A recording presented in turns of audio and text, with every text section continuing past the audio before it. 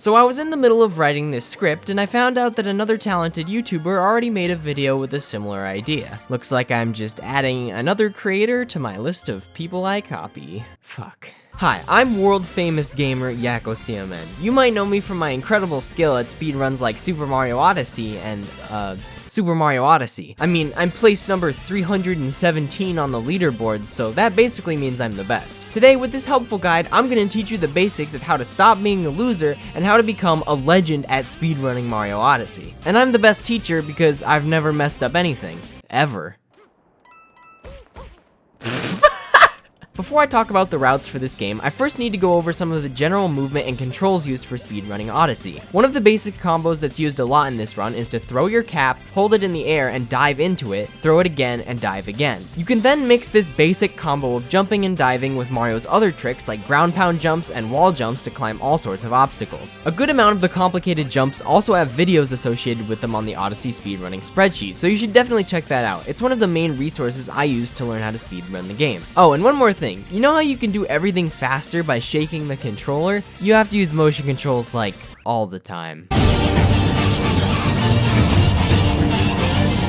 This is something I want to point out before I get started. Instead of doing a more detailed and fast-paced guide where I explain every moon in the run, I'm gonna do a more general walkthrough of what to expect from all the different worlds and challenges with explanations for the big tricks and skips. You start in the Cap Kingdom, and what do? Just go, just fucking go. This part's easy. There's like no way you can mess this up. Roll like a maniac, flip the frog, jump on the boss's head, and you're pretty much done. Oh, and it took me like 15 runs to finally learn that shaking the controller doesn't make you go faster when you're on the power line. The key to the Cascade Kingdom is a trick called Dino Skip. Once you capture the dinosaur, if you can manage to step on the trampoline correctly, it launches you high enough in the air to be able to jump out and trigger the boss from the side of the cliff. Just make sure you get the steps right because the dinosaur is really annoying to control sometimes. Once you're there, you can speed up the boss fight by using a backflip to jump on top of the Chain Chomp's head and stop it from spinning. After killing the boss, do a triple jump and cap dive to get on top of this hill and grab the last moon before heading to the next area. For the Sand Kingdom, there are 3 routes depending on your level of skill and desired stress. And I say stress because, man, there's nothing quite like having to fly a bullet bill across the map only to miss the jump onto a pillar and just stand there dejected in the sand. What am I doing with my life? If you've played the game casually, you'll know that there's a bird that flies around the map containing a moon. And while this bird is pretty easy to catch near the end of the route,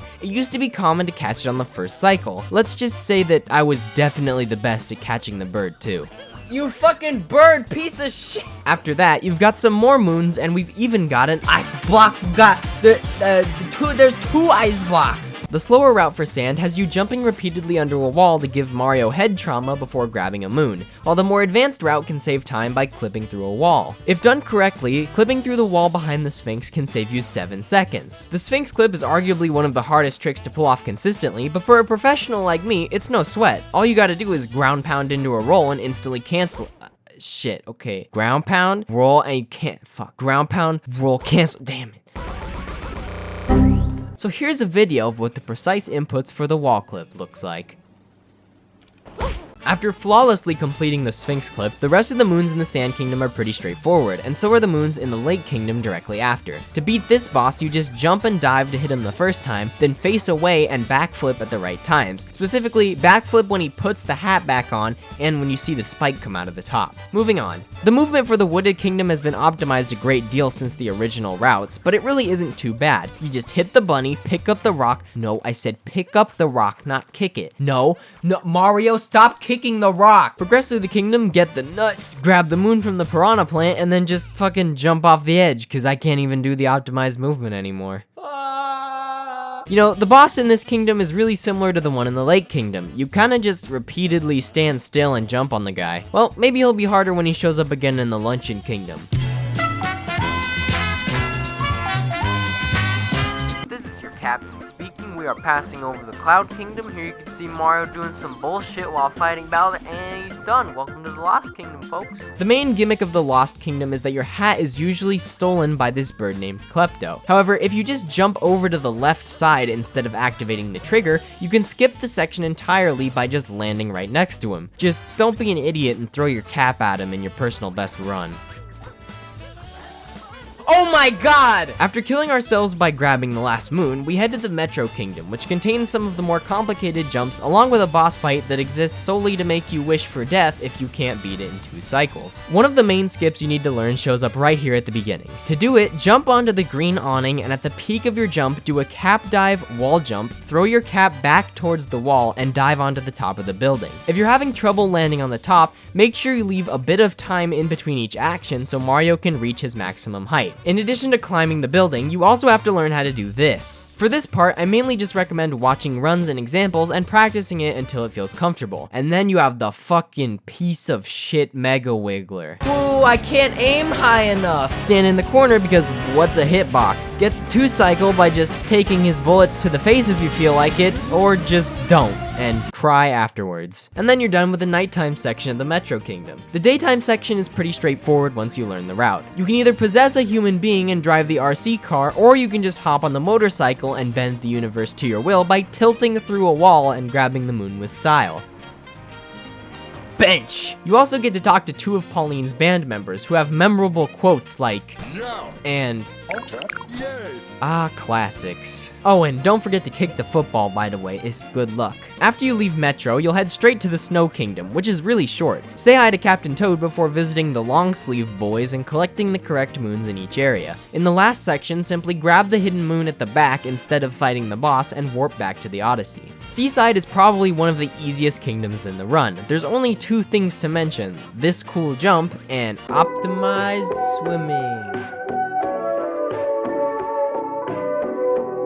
We're getting close to the end of the run, but don't loosen up just yet. Luncheon Kingdom's got a couple cool tricks and jumps that will probably be obsolete in a week or 2 because this game's routes change so quickly. First, to grab the moon on top of the salt, perform a set of actions similar to the Metro building climb. Start with a ground pound, cap dive, wall jump, throw the hat, and dive towards the wall. After fighting the boss and grabbing some of the other basic moons, including the 2 from the fork room, you can quickly climb up to your next objective by using the fireball. If you're having trouble making the jump, line yourself up with the shadow of the platform, shake the controller to dash, then jump while holding Y to get up next to the pillars. After that, jump again immediately and move to the right to get to the top. Another pretty cool skip that was discovered a few days ago is that when you grab the moon immediately after the fireball jumps, you can throw a turnip in front of the cheese moon, which is blocked by a wall, go down and grab a frying pan Koopa, and jump in between the turnip and the wall to clip into the moon. Now you finally don't have to cut all that cheese, am I right?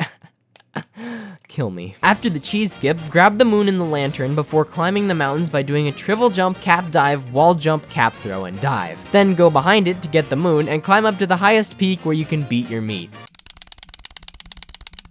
Oh, and don't forget to kick the beans. They're good luck. They're also probably why the times I submit get me placed 317th on the leaderboard. The Ruined Kingdom isn't much of a kingdom at all. You just play Skyrim for a little bit and move on to one of the most important kingdoms to practice. Bowser's Kingdom has multiple time saves and the Mecha Brutal boss fight, which can make or break a run based on whether or not you can pull off the jumps consistently. Start by zooming through Bowser's Japanese fever dream as fast as you can. We aren't gonna get any hidden moons until after we grab the moon coins. This section can be made slightly faster by using a ground pound jump and a cap dive to climb on top of the walls. After you grab the main moon, you can either go from the front or back to grab a hidden moon sitting on top of the wall before heading forward to fight 2 mini bosses. And guess what? Okay, I don't know if you're gonna believe me, but they actually made them harder this time. But you can still just jump on this guy and ignore all of his hats entirely. After the bosses, slide down behind this wall in the new area to grab a hidden moon behind some boxes and fling your way up to the Mecha Brutal fight. The difference between this fight done correctly and poorly can be several minutes, so make sure you make an alternate save to practice it a lot. One of the most interesting parts about the Mecha Brutal is that you don't even need to use the birds or the bombs. Instead, move to the right to re-angle the boss's head before ground pound jumping, cap diving, wall jumping off of the leg, and slamming your face into it so that you bonk and land on the little ridge. From there, move a bit to the left and do the classic ground pound, cap dive, cap throw, dive combo again, and ground pound him to start the next part of this strat. From here, the Mecha Brutal will knock you off, so to get back on, perform a cap dive, press jump as soon as the dive is over to do a little spin, throw your cap, and dive onto the robot. Do it again after it knocks you back and land on top,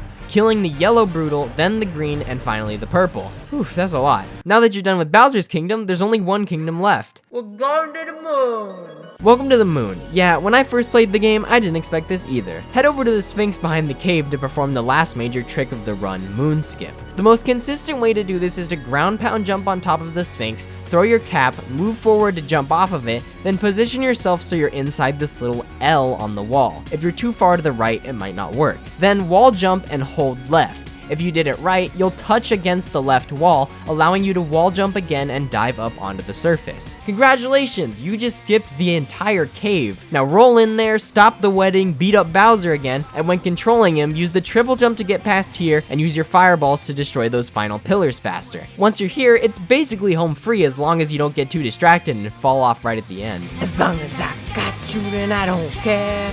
Back up the bomb and the fun. To future missions up on the moon. That's about it for what to expect from the Any% run of Super Mario Odyssey. It really isn't too hard to get into, and it was a perfect game for a first-time speedrunner like myself. If you want more resources to learn the complete routes and all the tricks, I'll link some videos and the spreadsheet in the description. And if you're looking to watch more runs of this game, I stream it fairly often over on Twitch, and I'll also be streaming it when this video goes up, so you should definitely go check that out and follow me. Woo, self-promotion. Well, that's about it for this video. I'm gonna go practice Sphinx clips some more. See ya! Yes, I finally got it!